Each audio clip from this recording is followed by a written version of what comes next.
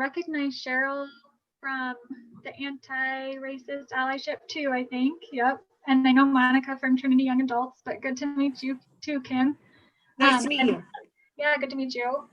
I am getting my master's in theological studies right now, and Deb is my mentor. So I'm joining her in a lot of the activism that she's doing, and this is part of that. So I'm in the learning process too. I'm just here to learn more and see how we can make a change. Great. Yeah. Thank you, Meredith. Cheryl, have you been in this group before? Well, I think I was just once or maybe twice. Yeah, well, I know that we've done and they other were- things together, but they're all blending Yeah. together now. Can you just introduce yourself here? Oh, I'm sorry. Yes, Cheryl Olson. And yeah, I've just been zooming on a couple of the Trinity endeavors. But I remember Jan and then Pam. Cheryl, didn't you and I talk on the phone? Yes, and Yes, and okay. Pam really did a great job. Well, I'm going to say a sales pitch, though she was not meaning to make it a sales pitch. She asked, so I told. It just intrigued me. It was good to hear some good news about some places, and I did drive by. So I did drive by the is it Warren United Methodist on? Nice. Yeah, it's in the process of being converted, and that is so cool. It is cool. I always wanted to live in an old church. I really did. And so I think it's great. I think some people will really love living there. Yeah. You know, that's actually going to be, or it is one of our Giving Tree opportunities for this year at Trinity, is to furnish one of the bedrooms at the St. Francis Center Warren Residences. So Denver used to have a lot of SROs, which are single room occupancies, and we lost them over time. And so that's what the facility is at Warren, the old Warren United Methodist Church. Warren Residences it's a dorm style. Yeah, and so so it's only $1,300 to furnish a bedroom, and I think it's 42 units that are going to be available. And one of the things that I think is so spectacular about that development is that people who are earning 30% of the area median income and less is who will live there. And it's very hard for a developer to be able to build something that pencils out for that income level. And it's because of St. Francis Center and the work that they've done and the financing that they've been able to get, that they are able to provide housing that works for people who earn 30% area median income and less. And so those are the people that are living off of benefits. SSI, disability. Because they're disabled, or people who are elderly, and people who are just able to work a minimum wage job. And so those are very, very important additions to the housing solutions spectrum that we have in Denver. And yes, it's beautiful, the way that it's coming together. And you'll see on our website, if you click on Giving Trees 2020, you can click through and you can see a slideshow of that project, and you can see the drawings for what it's going to look like and a lot more information. Beautiful. Yeah, I'm super excited that that's one of our giving opportunities. And because you're on this call, I'll give you a little preview. I heard that Children's Ministry is going to sponsor an entire bedroom. Wow. They're going to take on raising $1,300 for a bedroom, and they're going to challenge the adults. When will these be available? When do they think they'll be occupying? They're in construction right now, so it'll be next But year. it'll take, but 6 months at least. Related to that project, as we think about these issues of pushback with use of facilities in neighborhoods, that was quite the success story. They really did the community outreach. You know, they're just one block off of Cheeseman. Cheeseman has luxury high rises right there that they're one block from.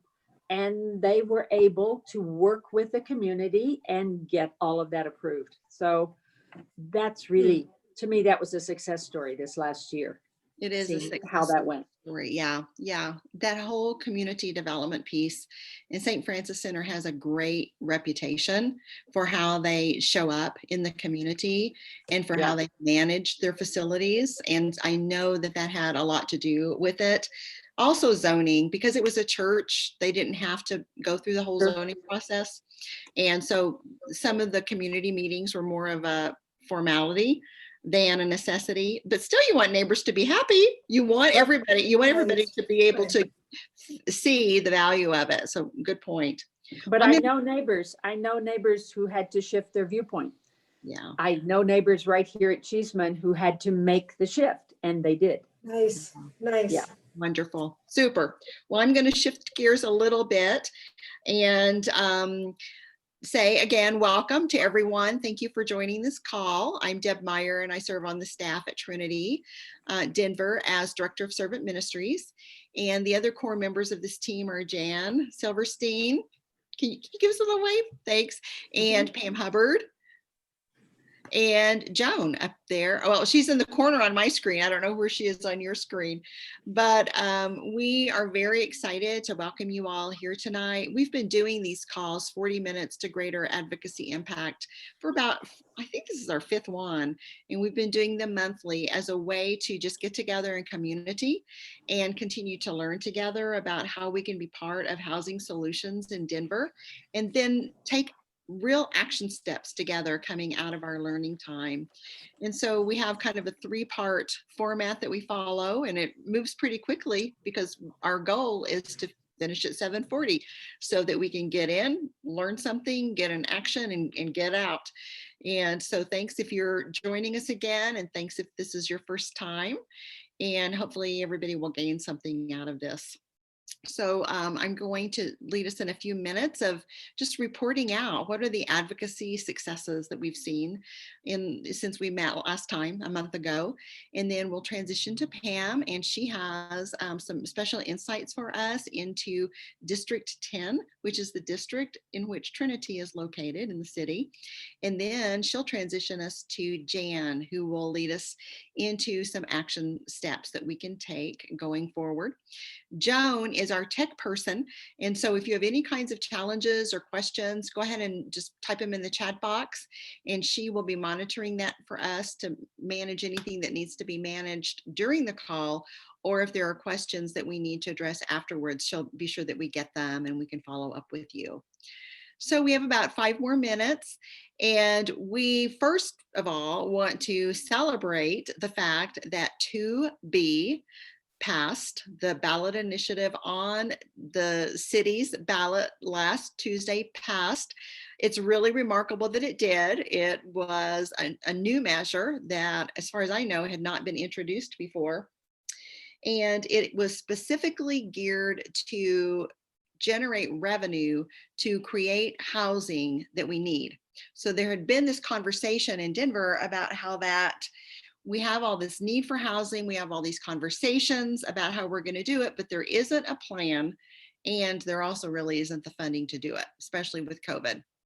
So Councilman Kanich wrote this measure, and we advocated for it, and it passed. And the last thing that I heard, Jan told me this today, 220,000 people voted in favor of the measure, and the votes are still being counted. And it's estimated that, so this is a sales tax, and it's estimated to bring in $37 million in year 1, which is 2021. And so the funds plus the plan that we also advocated for, the action plan for 2021 that was sponsored through HOST, the housing department of Denver, plus the leadership behind it, we are very hopeful for moving forward to begin building housing inventory as well as sustaining what's already there in subsidized housing. So that's a celebration, and I would love to open it up now for ways that you all have been involved in advocacy and what the results have been, some of the successes that you've seen.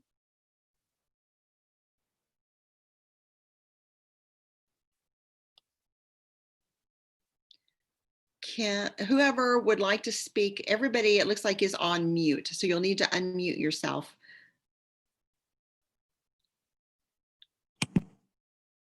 I There have you go. been involved to date, and that's why I'm here, Great. so that I Look- can be involved.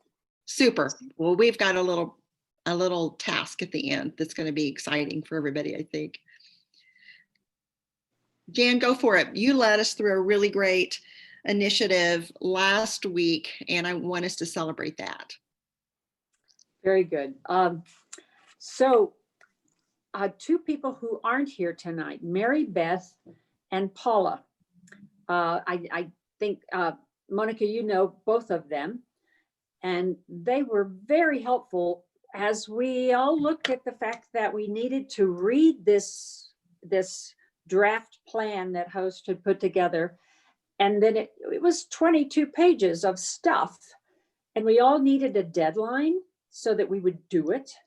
So the person who got us going was Mary Beth. Mary Beth was the first one to read it and to make her choices for the priorities. Out of the 19, you needed to choose 5. And she sent her information to us, and then she took off on vacation with her family. But she got us going.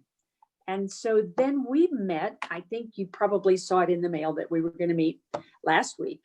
And Paula joined us, and we had all done our homework. And so we had a discussion of our review. So there we had the core group there, and we came up with some pretty credible stuff that we put together so that we could send it back to Host and send it to Hines and send it to Kanish, so that we could give our group feedback on this document. And one of the things I wanted to thank Paula for is that Paula had really done her homework. And one of the things she noticed that none of us had pointed out was, let's see if I can read this. So Paula brought to our attention the fact that in that first section of the report, there was something called the 3-year shelter study by someone named Semple. And that, she said, and Paula has put together a lot of policy in her lifetime, in her career.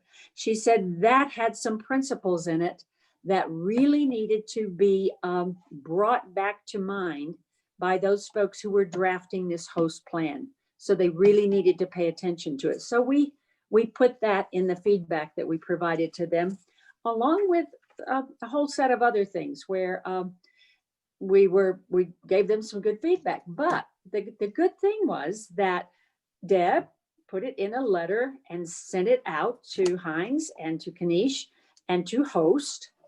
And we got same day feedback from them.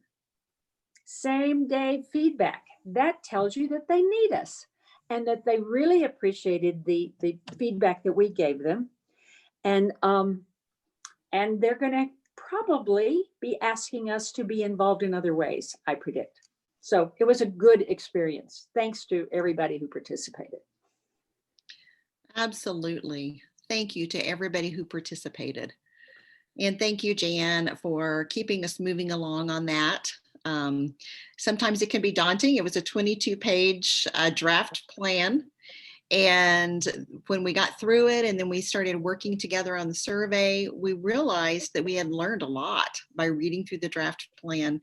And it was really fulfilling whenever we sent our responses. So I sent an email to Robin Kanich, who is councilperson at large that we've worked with before. She's been to Trinity to speak to us there, and to Chris Hines, who is the councilman for District 10, where Trinity is located. and just told them that we had all submitted our own surveys. And yet when we met together as a group from Housing for All Allyship from Trinity, that we had come up with some other feedback that we wanted to share and some questions that we wanted to ask. And as Jan said, we heard back from both of them that very day. And I'll just share with you a little bit of what they said to us as we transitioned to Pam to gain a little more insights into being involved with the District 10. So Robin Kanich wrote back and said, thank you for including my office in this very thoughtful feedback. Your time and feedback is really appreciated. I'd like to encourage you to stay engaged in the next processes that will occur. And so she's talking about the next form of the draft plan because addendums will be made to that based on the survey feedback. And then she talked about staying involved in the 3 to 5 year plan that will continue to be shaped.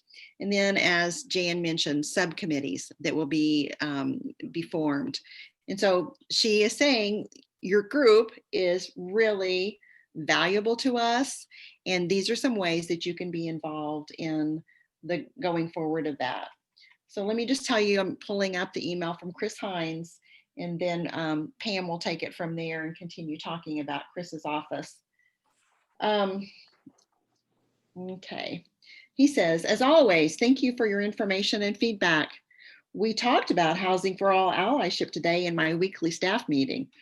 There are quite a few misconceptions about our possible housing solutions, and I'm doing my best to better educate those in D10 about what the real facts are on short and long-term options.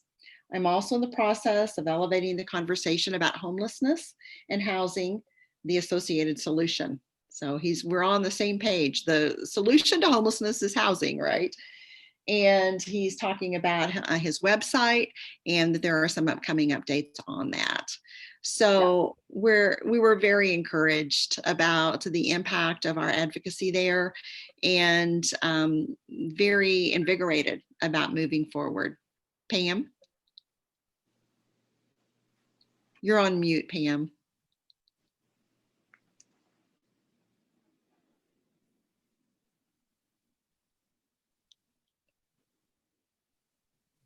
Not yet. I think you may be okay now. Try it. I'm back. Yes. You're good.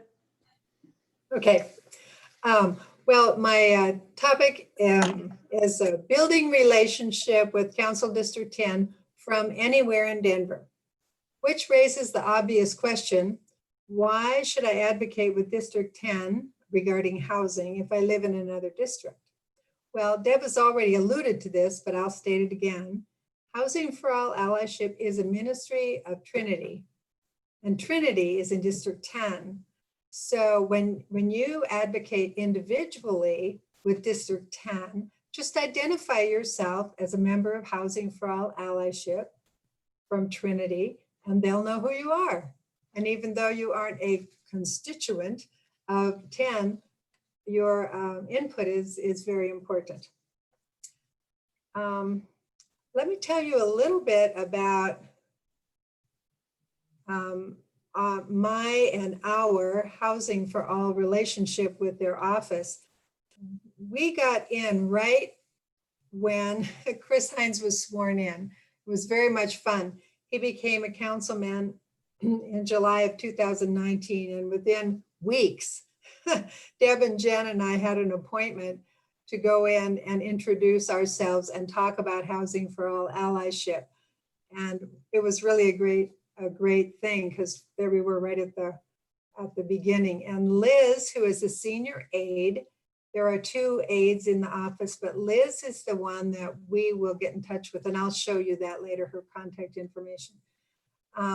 Because she is their responsibilities are divided up geographically in Capitol Hill, and this whole area here, the Golden Triangle and all that is hers.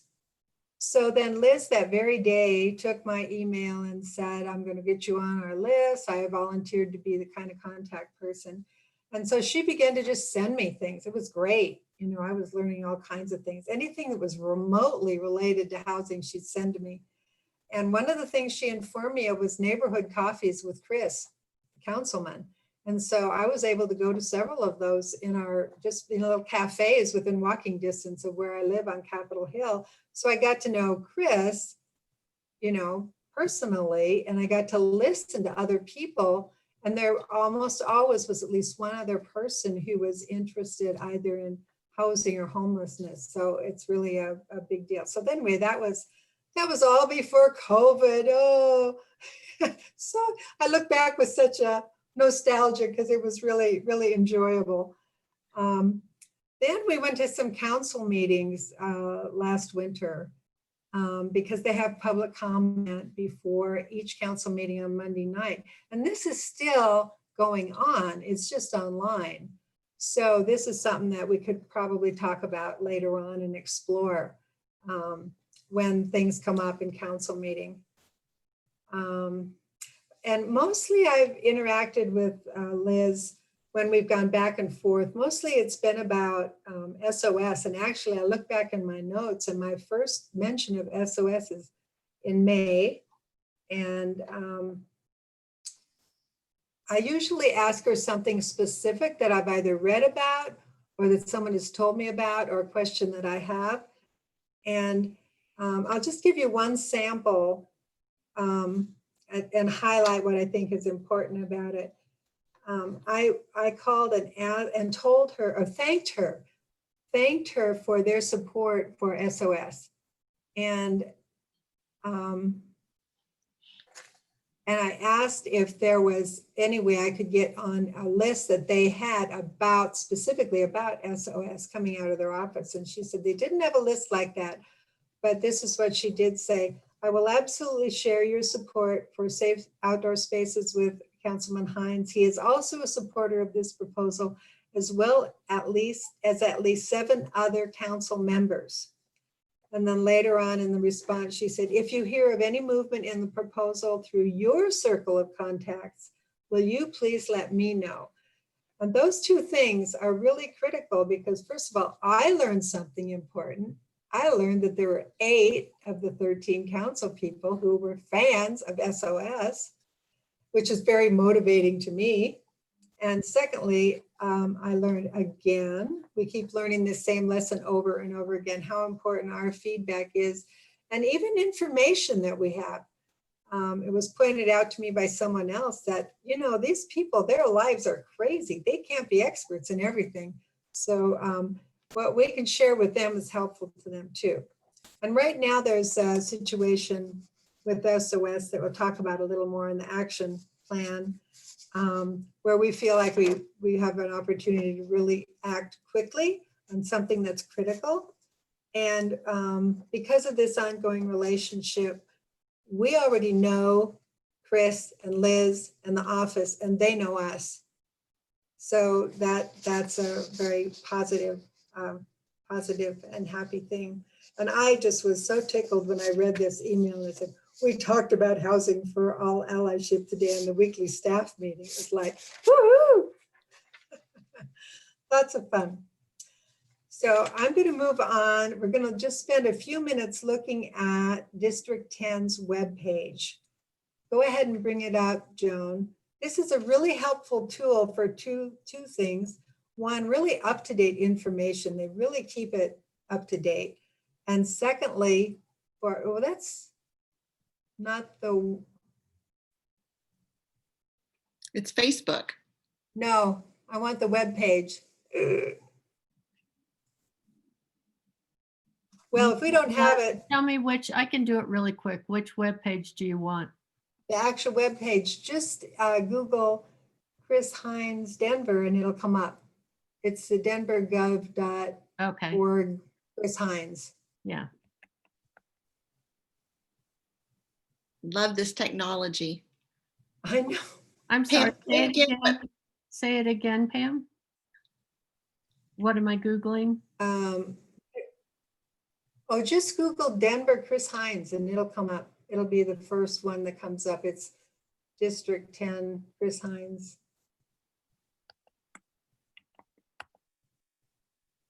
Do you see it? It's not the first one, but I District see 10? it. Okay. District 10, Denver, Chris Hines. Yeah, Okay. that's it, Yeah. denvergov.org. Okay, let me get back on Zoom. The Facebook page is wonderful too, but it's actually wrapped into the web page. So I want you to see how that works. Is that it? There it is. There you Okay. go. Good job. Yeah. Okay. First of all, just scroll down a little bit Mhm.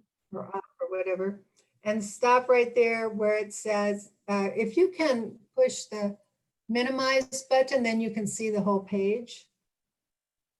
We won't see our Minimize all faces, of but you? anyway, right there where it says sign up for District 10 news and updates.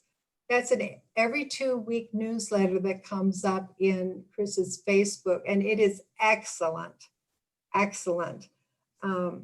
So do that because right now there's a lot going on. And then go down to quick links. Yep. And the two here that when you have time and you feel like you want to know more about the council and how it works and whatever, council committees and watch council meetings are pretty entertaining. And you can always watch the agendas. You click on those, they'll give you the agendas, they'll give you the time, and so on and so forth. So if there's something on housing, you're right there. You're in the room with them. So that's pretty cool. And council committees, the committee that we're a part of is Safety, Housing, Education, and Homelessness, which has a subgroup called Housing Homelessness Working Group, which is chaired by Robin Kanish, our at-large Congresswoman. So that's what that's about.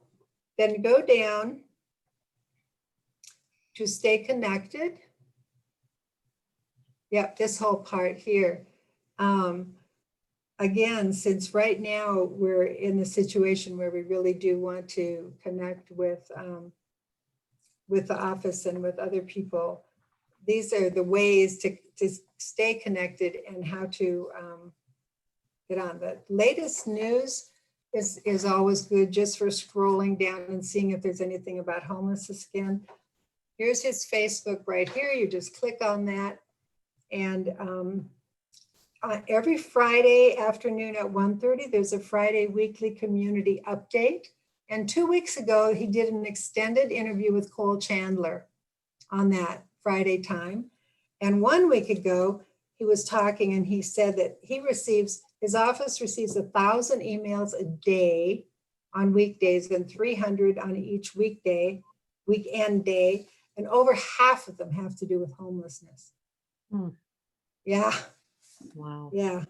So that was pretty amazing.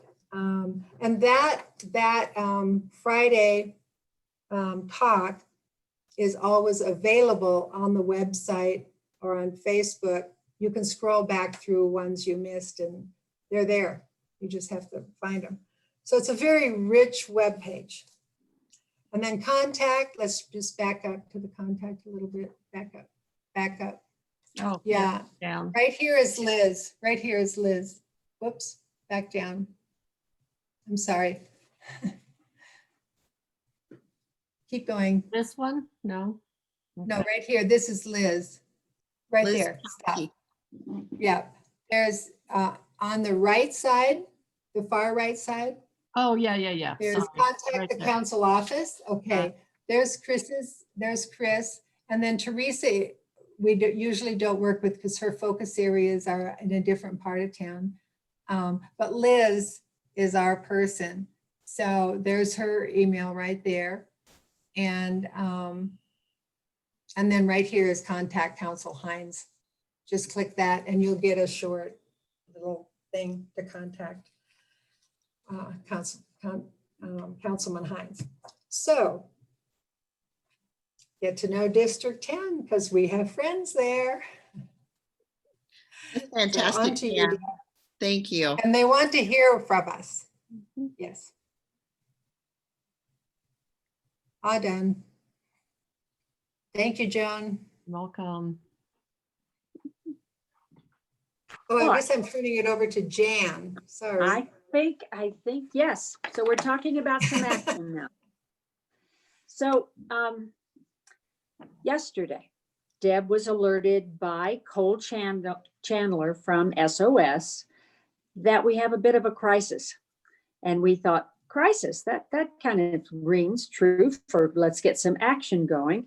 So we think with this being such a time-sensitive issue that in terms of our actions this time, we're going to focus solely on this issue. So I'll tell you a bit about it. And then Deb just put together something in a letter that will help you see it again when you'll send that out tomorrow. Is that right? Or tonight, knowing you? I send it out tonight. So you'll probably get it. So there was an article in the Denver Post that kind of set the stage for this response. And many of you may have seen it. And two features of that article caught my attention. One was that the title included the name of Joe Coors as one of the opponents of the proposed sites at First Baptist and at Denver Community Church on Pearl Street for SOS. That was just yesterday. So someone whose name everybody knows was saying, I'm against it, and got the title, got the byline. And then Chris Hines in the article was quoted as saying that he had 100 responses and 90 of those responses were saying no to those two sites. So then Cole sent a letter to Deb, and that's why we are moving into action. I would guess that out of the people here, we all are highly supportive of biting the bullet and getting SOS on one of those two sites. So let's look at that. So the letter from Chris really explained in a brief summary why this is a big deal, why SOS is so darn valuable. SOS is a place where guests can, and would you put the bullets up, Joan? Jan, would you take just a second to say what SOS is short Oh, I'm sorry.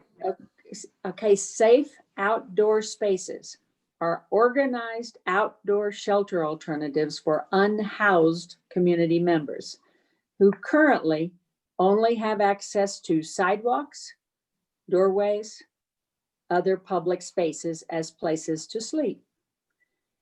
These spaces, the safe outdoor spaces, are more than that too. They're places where guests can, and then we will show you some bullets,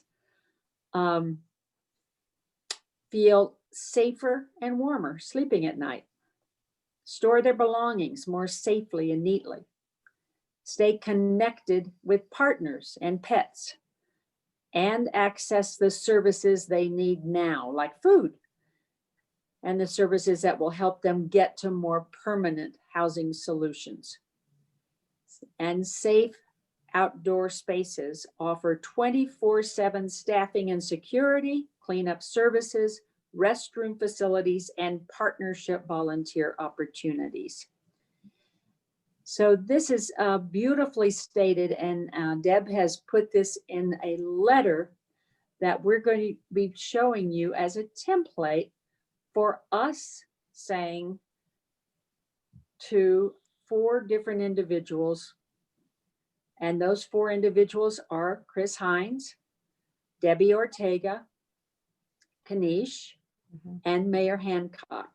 We would like each of us to send a letter to each of the 4 of them stating our strong support for moving ahead with this decision and getting SOS established. How long has it been, Deb, since in fact Cole Chandler has had the funding, the connections to have this done? I'm on the board for Colorado Village Collaborative, which oversees SOS, the very first one. It will be at the First Baptist Church. We had the funds raised in July. So this has been put off, and it's been, it's so very typical. It's NIMBYism. It's not in my backyard. And we feel very strongly. I What? didn't know about NIMBYism, but now I really know about NIMBYism. Yeah. Yes, yes. And we feel very strongly, this is temporary, and it's an alternative to where people are sleeping now in tents into a community, and with the bullet points that Jan shared. And we feel that because it's been a success, it's a best practice from other parts of the country, there will be a success here as soon as we can get the first one done for people to see that it is a success. So Jan has done a very nice job of overviewing what it is that we have for an action step. And I just wanted to also let you know that in spite of being extremely busy this week with 2 memorial services this weekend, I did get Pastor Ken's ear this afternoon, and he and I are writing a letter to the leadership at First Baptist Church and Denver Community Church, which are the 2 host sites that we're working toward, to encourage them and to extend our support for them, because they are also getting a lot of complaints from the neighbors who do not wish to see the encampment on their parking lot. So what do you think? Well, unmute yourself and let's talk about this for a second. I think we have 2 minutes We do. for your reactions. I was going to ask you, are we wanting to write physical letters or emails or both? Sorry, thank you for that. We think it will really work best to, and the template will fit, sending an email. Okay. So you Cool. you're just doing emails, and then we will give you their addresses. Deb will have all of that set up, and that you would have in your hands by in the morning. Sounds Right. great. Right. To do that. Are you up for it? Definitely. Yeah, would you mind just clarifying the timeline? I know you would like that to, well, maybe go out this week, but when are they going to be addressing it next at City Council? Do you know, Deb, just when they will be? It's actually not even a city council decision, but city council has a lot to do with the process. Because they're seeking community support, the sooner we can get our letters out, the better. I'm also going to send you some information about some community meetings that are happening. The first one is on the 19th, which I believe is next Thursday, and they're online. And we can go onto those and we can listen and we can provide support in those meetings. So I think that because all you're going to have to do is just put your name and your address on the bottom of this letter and personalize it, it's going to take Or you. make it your own, or do it your way, but It's we've gonna given you a template. Yeah. Yeah, it's going to take you literally 5 minutes to do it, is what I'm trying to say. You could do, if you could do it quickly, because they're getting so much pushback on it. They need to get some support rolling in as They well. just need a morale booster, don't Yeah. they? Well, We're and there numbers. with the numbers, not just 1 or 2 of us, but if in fact you have people that you are comfortable sending this to say, would you join us in doing this? That's even better. Yeah. So it's the 19th that the meetings occur. And then I also want you to keep the 19th in mind, because we always ask you to do something locally, and then we ask you to do something nationally. And up until an hour before the meeting, we didn't think we had anything nationally, but we will. So later, you will be getting information about something that the national group really wants us to do on Thursday to get the attention related to the national issues with the COVID. Okay. I'm registered for the one on Saturday. Pardon? I'm registered for the one on Saturday. Oh, good. Good. That's fantastic. Good. Okay, well, I think we're kind of there. we're there. Our time is up. So if you have any other questions, if you have questions that have come up, I know that we've gone through this quickly.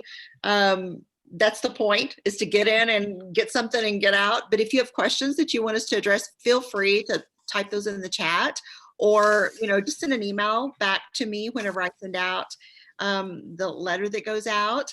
And our group is growing. Not everybody is able to join these calls, that is involved with our group. And it really is an amazing opportunity that we have to work in a very vital issue within our community. We know that stable housing is at the center of so many ways that people can thrive based in that. And so I'm really thrilled that as a person who works on staff at Trinity, that I can spend some of my time doing this. Housing is near and dear to my heart. And it's wonderful to work with all of you in this. So thank you for being in this call, and we will stay in touch. And thank you for doing those letters. We look forward to sharing with you more feedback from the people that we're working with based on our faithful work. Thank you. And Monica, we gave you something to do. Oh yeah, thank you. Yes. I need it. I'm Good very night, all. motivated.